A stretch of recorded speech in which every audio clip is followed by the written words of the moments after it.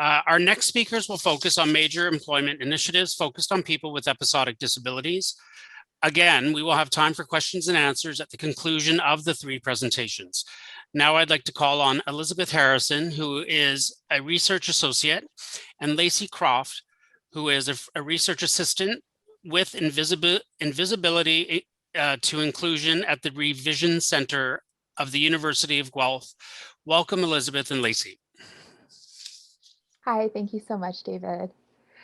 So today, myself, Elizabeth Harrison, and my co-presenter, Lacey Croft, will be talking to you about our project From Visibility to Inclusion, which we call Eye to Eye, which is a SSHRC-funded insight grant led by Dr. Donna Lero and Dr. Carla Rice, and that's hosted by the Revision Center at the University of Guelph. So the project aims to improve social, economic, and employment opportunities for people in Ontario with episodic disabilities.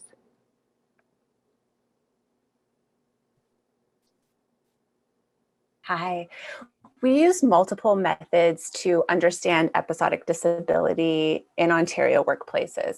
So our team analyzes some larger data sets like case law, policies, programs, employment patterns that address the experiences of episodically disabled people. And then we also conduct surveys, interviews, and something called digital storytelling workshops, which we'll share later, with employers, employees, and disability income replacement recipients. So today we're providing an outline or just an update about some of our ongoing research activities, and we're going to specifically showcase some preliminary data from our recent interviews and our digital storytelling work. So we have completed 50 interviews now with employees with episodic disabilities, as well as disability income replacement recipients who, of course, also have episodic disabilities. And so we're continuing to analyze the data, but some striking and unanticipated themes arose as the impacts of the pandemic became clear, and we thought we would focus on that a little bit today. So for example, employee participants described the contrast between their pre-pandemic experiences of being denied flexible work arrangements with the new normal of remote work. So if you could go back to the other slide, actually, thanks so much. So as the quote on the bottom of this slide reveals, flexibility in scheduling and the location of work are the most commonly required accommodations across a broad range of episodic disability conditions. So a participant who we spoke to with depression and PTSD explained, quote, "I would like to see a lot more, if you need to work from home today, you can do that, or a lot more flexibility in attendance. Because sometimes you don't need to go all the way in and commute and spend all that extra time to travel to a physical location if you can do the same thing at home. Because that helps a lot when I would have really bad flare-ups," end quote. So an employer's refusal to accommodate can have devastating consequences for workers with episodic disabilities, as I'm sure everyone here knows. So a participant in our research who has severe multiple chemical sensitivity described how she actually lost her career in a health-related field when her employer successfully argued that they were not obligated to accommodate her request to work from home. So we have a quote from her here. Actually, could you go back to the previous slide? 2 back? Yeah, thank you. That's it. That's the one. Thank you. She said, "In 2018, I was still fighting for an accommodation to protect my health. With multiple chemical sensitivity, I need a fragrance-free environment. My previous employer wasn't willing to educate staff or enforce a policy, so I was trying to work from home, which they seemed to think was not doable. Oh my gosh, I can't believe that I settled in 2019, and a year later, it's COVID, and everyone is working from home. How cruel is that?" Next slide. Yeah, great.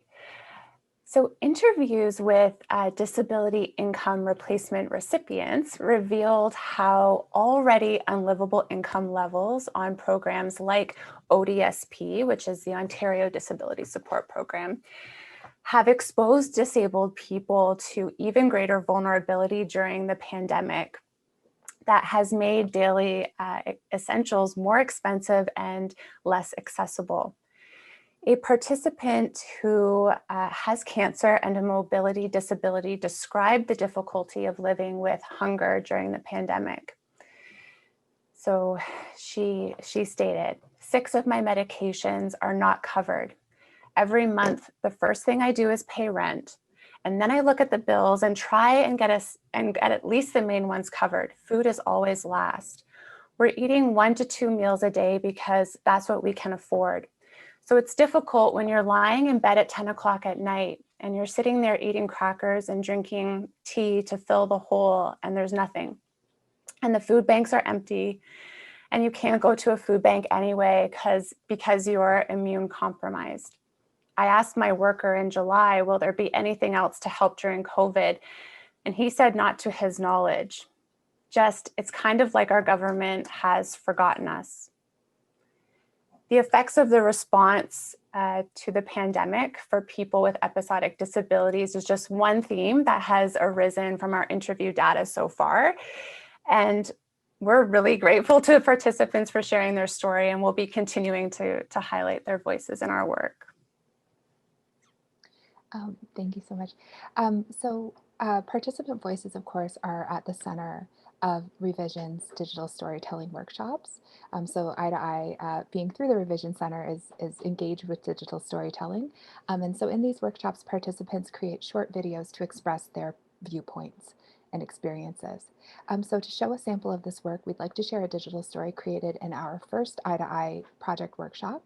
So in the digital story Fluid, Mari Dev Ramsawak describes their experience of balancing shifting and intersecting identities in a world that demands neat categorization.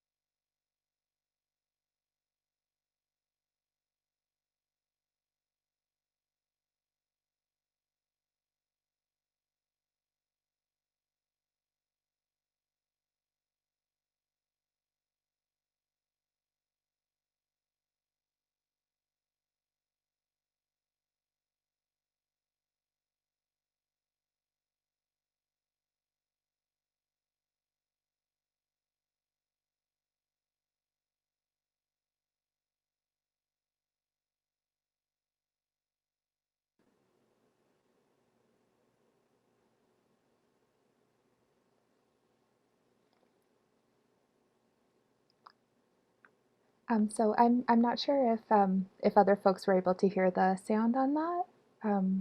I got some messages that people don't have the sound. Can you hear me now? Yeah. Okay. I'm sorry about that. So unfortunately, there is a sound. So it is narrated, and there's a sort of instrumental sort of music, I think, as well.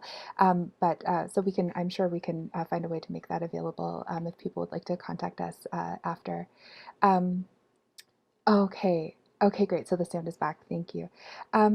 And so that's an example of a digital story, and we're still working on making digital stories. Prior to the pandemic, of course, we were making these in-person workshops.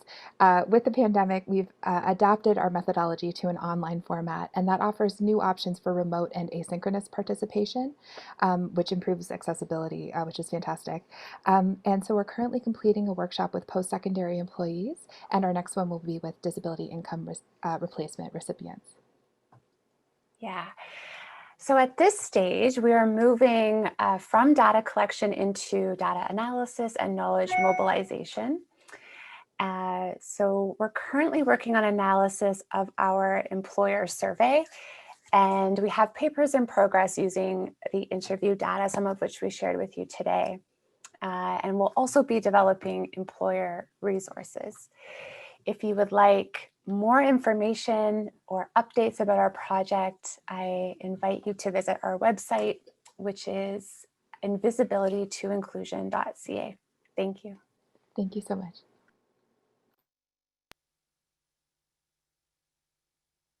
There, a huge thanks to both Elizabeth and Lacey for your great work with Invisibility to Inclusion. Much appreciated. Now I would like to call upon Carter Hammett, the Employment Services Manager with Epilepsy Toronto, and members of the Epilepsy Employment Group. Welcome. Hello, and thank you very much. So it's an honor to be here, and today I'm going to be offering an overview of an employment program that supports job seekers with epilepsy and related conditions. So if we could just move to the next slide, please. So very quickly, I'm going to be providing a general introduction to epilepsy. We're going to talk about epilepsy in the context of being an episodic condition. We'll talk about some of the services that we provide to job seekers. Spend a little bit of time chatting about coexisting conditions, because that is a huge part of living with an episodic condition such as epilepsy. And then we'll review some of the initiatives that we have launched to support job seekers. And finally, we'll wrap it up by talking about how COVID-19 has impacted our community. Next slide, please. So, epilepsy is a common neurological condition that's characterized by recurring seizures.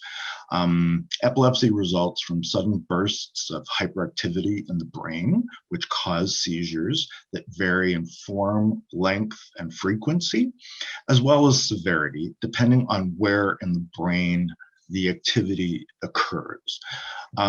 There are actually, a lot of people are really surprised to learn that there are over 40 different types of seizures, and those are just the ones that we know about.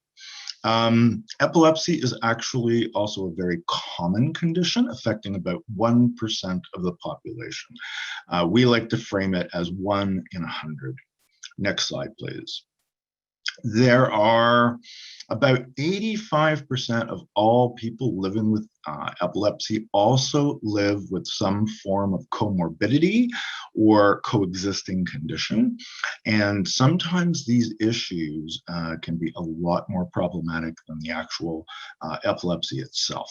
So some of the more commonly occurring conditions include things like cerebral palsy, diabetes, migraines, autism, intellectual disabilities, attention deficit hyperactivity disorder is about 30%, as are learning disabilities. And these include learning disabilities as an umbrella term that encompasses over 140 different conditions.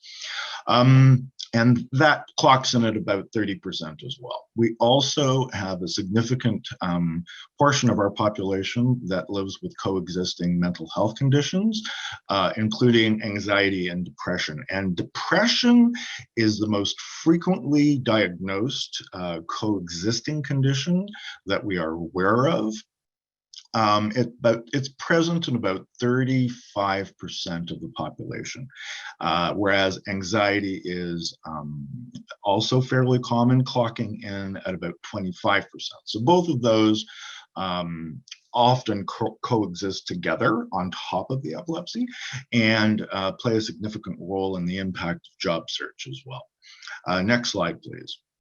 All right, so one thing I think that's important to measure is the frequency of epilepsy. And what I mean by that is that about 70% of all people living with epilepsy live well with it. We define that as being able to hold down jobs, maintain relationships, in many cases drive. They have stability and they live solid, fulfilling, productive lives. So our agency and our service tends to work with the 30% who do not live well with it. There's a number of reasons why that occurs. Sometimes people are living with what we call intractable epilepsy. The medications may not be working. They may not be considered good candidates for surgery. Sometimes the situation is considered too complex for traditional forms of support. Sometimes people live with multiple forms of activity that occur in different parts of the brain, and it may be too risky for surgery to be undertaken. The other thing is that sometimes the comorbidities or the coexisting conditions themselves may actually present a much bigger problem than the epilepsy as it stands. So when we intake people to our program, there's a lot of breaking down that occurs. And as we try to approach the root of the problem, we try and take a whole person approach. And manage these situations as much as we can by taking a strength-based approach as well. We are in somewhat of a unique position in the sense that our program is Canada's only program devoted to the full-time support of job seekers with epilepsy. So that kind of creates some unique situations in itself. As a result, we do tend to support a lot of people from across Ontario, as well as Toronto. Next slide, please. The program has been around for well over 30 years, and it was initially introduced as employment for epileptics. And as my boss is fond of saying, we've come a long way since then. So there are a grand total of 2 of us working in this department. I think it's also important at this juncture to say that we are a blended model of service. So we have separate programs specifically geared towards adults living with epilepsy, as well as another service that offers support to parents and children and youth and young adults living with epilepsy. And we tend to refer back and forth under that umbrella. So in terms of the employment services that we offer, a lot of these are fairly standard. We do intake, assessment, case management, goal setting. We provide ongoing counseling and action planning. We support people as has been previously touched on with long and large discussions concerning disclosure, which is a huge topic for our folks, as well as accommodations. We offer job development and placement.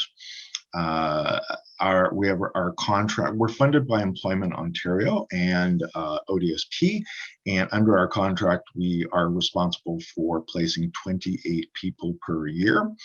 And which may not necessarily sound like a lot, but when you consider the complexities that these types of job seekers bring to the table, we get very, very three-dimensional and very involved from start to finish, and covering all phases and milestones that are included in the job search as well.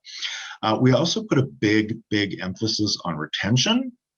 A lot of people with episodic conditions, we have learned through anecdotal evidence, are very, very successful at acquiring jobs, but keeping the jobs is sometimes a little bit more problematic and therefore requires additional support. So we put a lot of emphasis on coaching and job maintenance. Sometimes the needs for accommodations will change. Sometimes the environment will change, etc. We also host ongoing workshops and support groups, and we conduct special events as well. And I'd like to share a few examples of that in the next slide. Thanks. So One of the most fun exercises that we've undertaken and commonly requested is an exercise called speed mentoring. And what that is, it is exactly what it sounds like. It's actually modeled after speed dating. But these are rapid fire micro counseling sessions where job seekers with epilepsy are paired with leading industry experts across a variety of sectors in the field. And people are usually given about 10 to 15 minutes to present one problem and one problem only. That question is repeated. It's usually a ratio of 10 job seekers to 10 employers. And so each job seeker is given 10 minutes to ask their question. The idea is to receive a constellation of viewpoints. And then when we were doing it in person, we offered a big selection of food and the opportunity for further networking. So became one of our signature events. We are actually in the process of next month launching our very first online speed mentoring initiative. So please wish us luck. All right. We're very grateful to have a progressive supervision and leadership that enables us to try a lot of experimental things. And one of the things I became very interested in terms of broadening my toolbox as an employment counselor was layering cognitive behavioral therapy techniques over the job search. I think I'd mentioned earlier that anxiety is a big problem at all phases of the job search, especially around disclosing, interviews, career planning, etc. So one of the things that we did was we brought on a student psychotherapist, and we facilitated a 12-week program in tandem with 6 job seekers who had epilepsy and self-identified anxiety. And I managed the employment and the epilepsy piece of it. She handled the CBT piece of it. And we trotted out supports like reframing techniques and thought records, which aided in the support of people finding work. And we're it was a pilot project at the time. We have since introduced an American-based program that is also evidence-based called Uplift. And what that does is that it combines mindfulness techniques with cognitive behavioral therapy. And it's an 8-week program. And we are looking at collapsing that into our employment model later this fall. All right, next slide, please. The big project we are currently involved with is in its embryonic stages. We are writing proposals for it at the moment. It is called Project EDIT, and the acronym stands for Episodic Disabilities in Transition. This is a partnership-based program that is 12 weeks long, created in direct response to COVID-19. Like other programs, a lot of our folks have been displaced and have come back to us looking for employment support. So one of the things that has come out of that is people working at home. And there have been a lot of customer service and call centers that have sprung up as a result, and people can work from home. So the model is 7 weeks of customer service training, followed by 5 weeks of employment and disability related training, which includes everything from coexisting conditions and executive functions, which are a skill set located in your prefrontal cortex, and accommodations for all of those as well. There's also a job development component. And so we're hoping to trot that out later on in the fall. So next slide, please. So Has COVID-19 affected our job seekers and our community? The answer is absolutely, unequivocally, yes. A lot of our folks kind of came back to us. They had been displaced, laid off. Some folks have actually been rehired, I'm very, very happy to say. Other folks have had to sit down with us and sort of talk about the intersectionality between their disability and its interaction with COVID. So one of the things I'm very, very proud of is that from a service continuity perspective, we were able to pivot rather quickly. One of the major changes which we initiated was an ongoing job search support group. This was previously offered for 8 weeks, twice a year, and we decided that we would open the doors and create a platform with content that was actually driven by group members. They were key to telling us what they required, and as a result, we put the wheels in motion to provide the content on demand. So that we have empowered them to create their own structure. We were fairly quick about pivoting onto an online support, as many other nonprofit service providers have been. And we've been rather surprised at some of our outcomes. We have actually had much higher attendance than we had when we were offering in-person service. There has been an accidental community which has been formed, and a decrease in something called commuter anxiety. And I'm seeing David there, so I know, I guess that's my cue to wrap it up. But in our case, I think we've really done a fairly good job at building community. Something else that has been, I'll mention very, very quickly, has been a shift in attracting younger people to the table.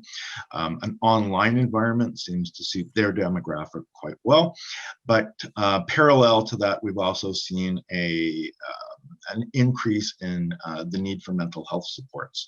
So we've incorporated more of that into our service model, and it's been an absolute pleasure to shift and to continue providing the high quality service that we do. So with that, I will wrap it up and say thank you very much for listening. My contact information is here if anybody's interested in connecting online. Please feel free to give me a call, leave a message for me, or email me.